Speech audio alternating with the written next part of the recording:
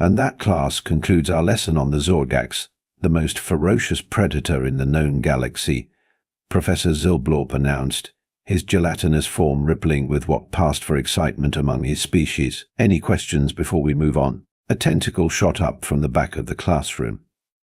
It belonged to Glix, a Neptunian transfer student known for his insatiable curiosity and complete lack of survival instinct. Yes, Glix. The professor's eye stalks swiveled in resignation. Professor, I've been doing some extracurricular reading, and I came across this fascinating planet called Earth. It seems their apex predators are different. Could you tell us more about them? The classroom fell silent.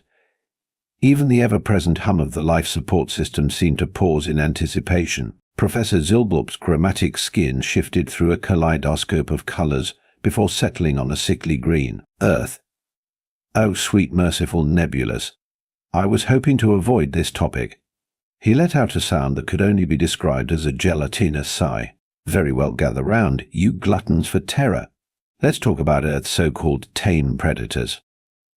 The alien students leaned in, their various appendages trembling with a mixture of fear and excitement. First things first, the professor began, his voice dropping to a conspiratorial whisper. Forget everything you know about predators. Earth throws all the rules out the airlock. He waved a tentacle, and a holographic image of a fluffy, four-legged creature appeared in the center of the room. Its tongue lolled out of its mouth, and its tail wagged enthusiastically. This, my dear students, is what the Earthlings call a dog. It descends from wolves, apex predators that hunted in packs and could bring down prey many times their size. But here's the kicker. Humans took these killing machines and turned them into pets. A collective gasp echoed through the classroom. One student in the front row fainted, their exoskeleton clattering against the floor. Oh, come now, the professor chided, prodding the unconscious student with a tentacle. We haven't even gotten to the good part yet. Someone revives Lorbax, please. I won't have anyone missing this lesson. As Lorbax was being tended to, Glix raised his tentacle again. But Professor, how can such a fearsome creature be a pet? Professor Zilblorp's eye stalks twitched in amusement. Ah, Glix, always asking the right questions. You see, humans have this absurd ability to form emotional bonds with almost anything. They took these predators and, through a process they call domestication, turned them into companions. The hologram shifted, showing a human throwing a stick and a dog chasing after it. Behold, the mighty wolf descendant, reduced to chasing sticks for entertainment. HFY. But don't let this fool you. These dogs still possess incredible strength, speed, and sensory abilities. Some can smell diseases in humans before even the most advanced medical equipment can detect them. Others can take down armed assailants or find survivors buried under rubble. Another student, Blixorp, raised a quivering pseudopod. But surely, Professor, these dogs must turn on their human masters sometimes. The professor's gelatinous form shook with what might have been laughter.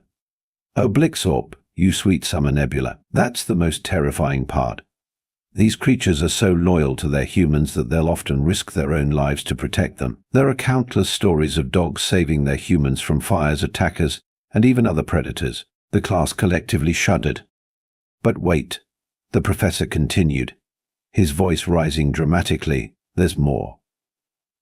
Dogs are just the beginning of Earth's tame predator menagerie. With another wave of his tentacle, the hologram changed to show a sleek, furry creature with sharp claws and gleaming eyes. This class is what humans call a cat, another predator they've invited into their homes. These creatures are descendants of some of the most efficient killing machines on the planet. They possess razor-sharp claws, incredible agility, and night vision that would make a Nocturnian jealous. Zlorbax, who had just regained consciousness, promptly fainted again. Oh, for the love of someone, get Zlorbax a stimulant. We're going to be here all day at this rate, the professor grumbled. As Lorbax was once again revived, the professor continued. Now, you might be thinking, surely these cats are more dangerous than dogs. And you'd be right, sort of. Cats have maintained more of their predatory instincts. They hunt for sport, often bringing their kills as gifts to their humans. The class recoiled in horror. But here's the truly mind-bending part. Humans find this endearing. They coo over these mini-murder machines, posting millions of images and videos of them on their global information network. Glix, ever curious, spoke up again. But Professor, if these creatures are so dangerous, why do humans keep them around? Professor Zilblorp's eye stalks drooped in exasperation. Glix, my boy, you're asking me to explain human logic. We'd have better luck teaching quantum physics to a black hole. But from what I understand, humans keep these predators for companionship, protection, and something they call cuteness. A concept that continues to baffle xenobiologists across the galaxy. The hologram shifted again, this time showing a montage of various Earth predators, bears catching salmon, eagles swooping down on prey, sharks breaching the water's surface. And it doesn't stop with dogs and cats, the professor continued, his voice taking on a manic edge. Humans have this inexplicable desire to interact with all manner of predators. They swim with sharks, hand-feed bears, and even keep venomous snakes as pets. It's as if they have a death wish encoded into their very DNA. The class was in an uproar now, a cacophony of terrified squeaks, squawks, and squelches filling the air. Settle down, the professor called out, waving his tentacles for quiet. I haven't even told you about their most terrifying trait yet. The room fell silent, every alien student frozen in anticipation and dread. You see, class, humans themselves are predators. Apex predators, in fact.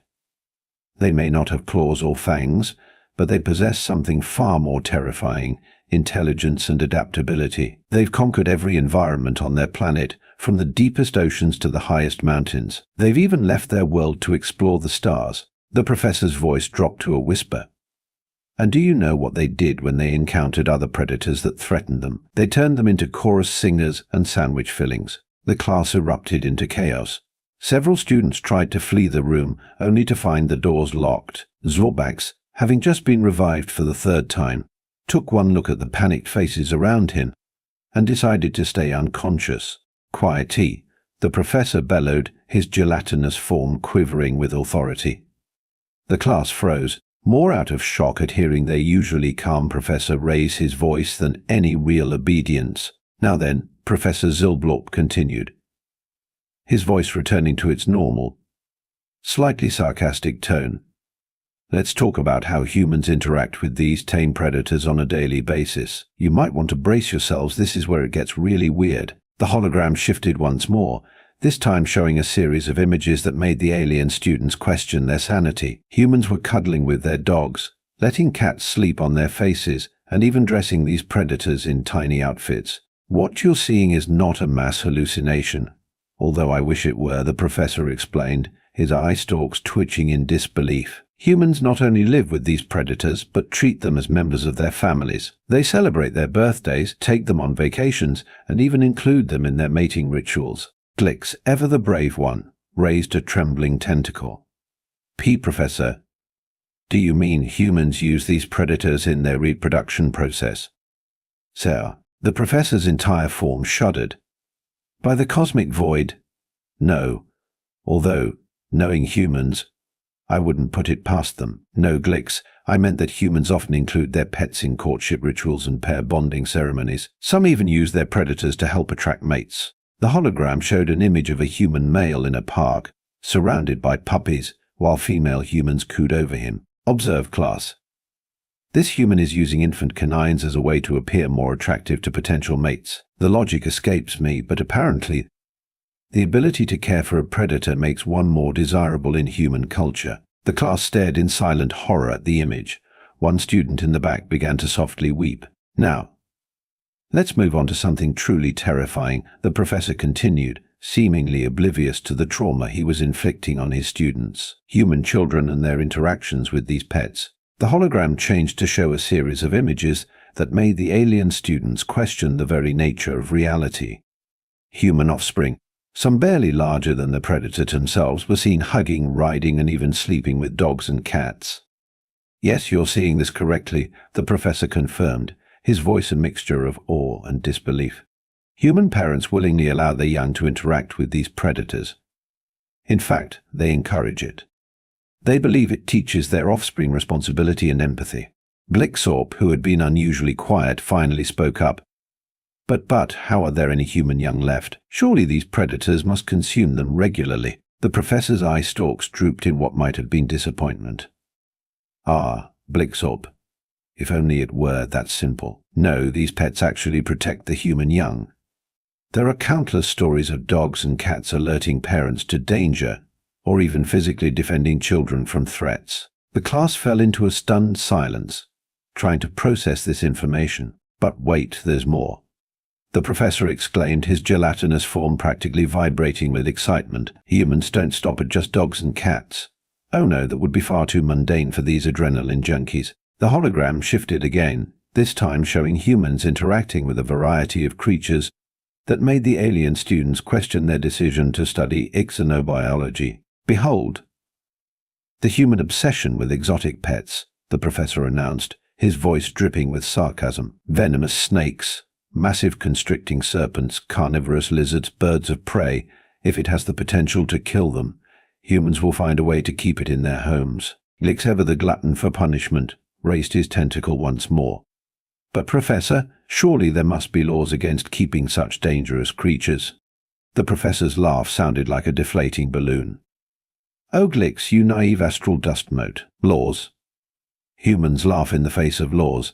In fact, in some Earth regions, the more dangerous the pet, the more prestige it brings to the owner. It's like they're competing to see who can come closest to death without actually achieving it. The hologram now showed a series of images that made the alien students question their career choices. Humans were seen posing with enormous snakes draped around their shoulders, hand-feeding meat to large felines, and even swimming with sharks. This class is what humans call wildlife conservation, the professor explained, his voice a mixture of awe and exasperation. Instead of staying as far away from dangerous predators as possible, like any sane species would, humans actively work to protect and preserve them. They create entire facilities dedicated to housing and breeding these creatures. Blixorp, who had been unusually quiet, finally spoke up again. But why? Why would they protect things that can kill them? The professor's eye stalks drooped in what might have been sadness. Ah, Blixorp, now you're asking the real questions. You see, humans have this peculiar notion that all life has value, even the life that can end theirs in a heartbeat. They believe in maintaining what they call ecological balance, even if it means putting themselves at risk. The class murmured in confusion, unable to comprehend such a concept. But here's where it gets really interesting, the professor continued, his voice taking on a conspiratorial tone. Humans don't just protect these predators, they study them, learn from them, and even try to communicate with them. The hologram shifted to show humans in various research settings, observing and interacting with predators. Behold, the human scientists who dedicate their lives to understanding these creatures. They live among wolf packs, swim with great white sharks, and even try to teach gorillas sign language. It's as if they're trying to bridge the gap between predator and prey, to understand the very forces of nature that should, by all rights, be trying to devour them. Glix, his curiosity apparently insatiable, raised his tentacle yet again. Professor, have they succeeded? In communicating with these predators, I mean. The professor's entire form seemed to deflate slightly. That, Glix, is a matter of much debate in the human scientific community. Some claim to have established meaningful communication with certain species, while others argue that it's all projection and wishful thinking. But the fact that they're even attempting such a thing is, quite frankly, terrifying. The class sat in stunned silence, trying to process the sheer insanity of human behavior. Now the professor continued, his voice taking on a slightly manic edge.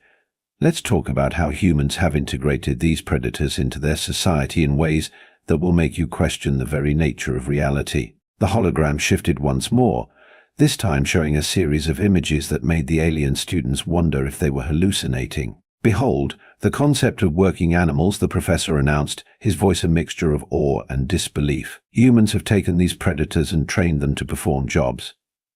Yes, you heard that correctly. Jobs. The images showed dogs sniffing luggage at airports, cats patrolling farms for rodents, and even dolphins assisting in naval operations. These jobs range from the somewhat understandable, like using dogs' keen sense of smell to detect contraband or find missing persons, to the utterly baffling, like using cats as therapy animals in hospitals and nursing homes. Blixorp, who had been suspiciously quiet, finally spoke up. Professor, are you telling us that humans willingly bring predators into places where they keep their sick and vulnerable? The professor's eye stalks drooped in what might have been resignation. Yes, Blixop, that's exactly what I'm saying. Apparently the presence of these predators has a calming effect on humans. They claim it lowers blood pressure, reduces stress, and even helps in the healing process. I know, it defies all logic. The class erupted into a cacophony of confused and terrified noises. The professor waited patiently for the commotion to die down before continuing. But wait, there's more, he exclaimed, his gelatinous form quivering with what might have been excitement or fear. It was hard to tell. Humans don't stop at just using these predators for practical purposes. Oh no, that would be far too mundane for these thrill-seeking lunatics. The hologram changed again, this time showing images that made the alien students question their sanity. Humans were seen dressing up their pets in elaborate costumes, entering them in beauty pageants, and even creating entire social media profiles for them. Welcome to the world of pet culture, the professor announced, his voice dripping with sarcasm, where humans not only live with predators but celebrate them, idolize them, and in some cases treat them better than they treat each other. Glix, ever curious, raised his tentacle once more. Professor, are you saying that humans value these predators more than their own species? The professor's laugh sounded like a balloon slowly deflating. Oh, Glix, you sweet naive nebula. In many cases, yes. There are humans who leave their entire fortunes to their pets, who spend more on pet food than they do on their own nutrition, who would risk their lives to save their furry companions. The class fell into a stunned silence, trying to process this information. But here's where it gets really wild, the professor continued, his voice taking on an almost manic edge. But here's where it gets really wild, the professor continued, his voice taking on an almost manic edge. Humans have entire industries built around these pets. Specialized food, toys, clothing, accessories, medical care, you name it, they've got it. The hologram shifted to show images of pet stores, grooming salons, and veterinary clinics. Observe, class, the sheer insanity of human pet ownership, Professor Zilblorp declared, his eye stalks twitching in disbelief. They spend billions of their currency units on these creatures annually. There are restaurants that cater specifically to leacogs, hotels that offer luxury accommodations for cats, and even psychologists who specialize in pet behavior. One student in the back, a Jovian gasbag named Ploop, finally worked up the courage to speak. Professor, are you saying that humans provide mental health care for their predators? The professor's entire form rippled in what might have been a shrug. Oh, Ploop, if only it were that simple. They don't just provide mental health care, they have entire television channels dedicated to entertaining their pets when they're not home. Let that sink in for a moment. They create media content for predators. The class fell into a stunned silence, broken only by the soft sound of Zlorbax fainting again in the front row. But wait, there's more, the professor exclaimed, seemingly oblivious to the trauma he was inflicting on his students. Let's talk about how humans use these predators in their entertainment industry. The hologram changed to show clips from various Earth media, movies, TV shows, commercials, all featuring animals in prominent roles. Behold, the bizarre world of animal actors, Professor Zilblorp announced, his voice a mixture of awe and disbelief. Humans train these predators to perform in their visual entertainment. Dogs solving crimes, cats outsmarting humans, horses leading armies into battle. The list goes on. Glix, ever the glutton for punishment, raised his tentacle once more. But Professor, surely these must be some form of advanced hologram or computer simulation. The professor's laugh sounded like a deflating balloon. Oh, Glix, you innocent stellar dust mote. No, these are real, living predators. Trained to act, to perform stunts, to pretend to be something they're not. And here's the kicker. Humans find this entertaining. They pay money to watch these predators pretend to be even more dangerous than they already are. The class erupted into a cacophony of confused and terrified noises. The professor waited patiently for the commotion to die down before continuing. Now, let's delve into something truly mind-bending, he said, his voice dropping to a conspiratorial whisper. Let's talk about how humans anthropomorphize these predators. The hologram shifted to show various cartoons and animated films featuring talking animals. Observe, class, the human tendency to project their own characteristics onto these creatures, the professor explained, his eye stalks twitching in disbelief. They create entire fictional worlds where animals talk, wear clothes, and live in societies that mirror their own, and they show these to their young. Blixorp, who had been unusually quiet, finally spoke up again. But why? Why would they expose their offspring to such dangerous ideas? The professor's entire form seemed to deflate slightly. Ah, Blixorp, now you're asking the real questions. You see, humans use these anthropomorphized animals to teach their young about complex social concepts, friendship, loyalty, the struggle between good and evil, all conveyed through the medium of talking predators. The class sat in stunned silence, trying to process the sheer insanity of human behavior. But here's where it gets really interesting, the professor continued, his voice taking on an almost reverent tone. Despite all this anthropomorphizing, despite treating these predators like members of their families, humans never forget the true nature of these creatures. They respect them, fear them, and in many cases, work tirelessly to protect them in their natural habitats. The hologram changed to show images of wildlife preserves, conservation efforts, and humans working to rescue and rehabilitate injured predators. Behold, the paradox of human interaction with predators. Professor Zilblorp announced, his voice filled with wonder. They invite these creatures into their homes, dress them in silly outfits, and create entire industries around pampering them. Yet at the same time they fight to preserve the wild spaces these animals need to survive. They study them in their natural habitats, and they work to maintain the delicate balance of their ecosystems. Glix, his curiosity apparently insatiable, raised his tentacle yet again. Professor, how do humans reconcile these seemingly contradictory behaviors? The professor's eye stalks drooped in what might have been deep thought. That, Glix, is the million-credit question. The truth is, we don't fully understand it. It seems to be a uniquely human trait, this ability to hold two seemingly opposing ideas in their minds simultaneously. They can love and fear, protect and respect, all at the same time. The class murmured in confusion, unable to comprehend such a concept. And that class, the professor continued, his voice taking on a tone of finality, is why humans are considered one of the most fascinating and terrifying species in the known galaxy. Their relationship with predators is just one example of their complex, often contradictory nature. The hologram faded away, leaving the classroom in darkness for a moment before the regular lights came back on. The alien students blinked, looking around as if waking from a shared dream or nightmare. Now then, Professor Zilblorp said, his voice returning to its normal lecturing tone, any questions? The classroom erupted into chaos. Tentacles, pseudopods, and various alien appendages shot into the air, accompanied by a cacophony of squeaks, squawks, and squelches. Yes, I see we have a lot to discuss, the professor said, somehow managing to sound both exasperated and amused. Very well. Let's start with you, Glix. You started this madness, you might as well continue it. Glix's tentacle trembled as he spoke. Professor, given all that you've told us about humans and their relationships with predators, are they not the most terrifying predators of all? The professor's entire form seemed to still for a moment, his usually shifting colors freezing in a pattern that might have been interpreted as a smile if eldritch horrors from the depths of space could smile. That is, Glix, he said, his voice filled with what might have been pride. Now you're beginning to understand. Humans are indeed predators themselves, apex predators, in fact. But they're predators who have learned to coexist with, protect, and even love other predators. And that, class, is what makes them truly unique in the galaxy. The professor's form rippled as he moved towards the door. For your next assignment, I want you all to consider this. If humans can form such complex relationships with the predators of their world, imagine what they might do when they encounter new species among the stars. Class dismissed.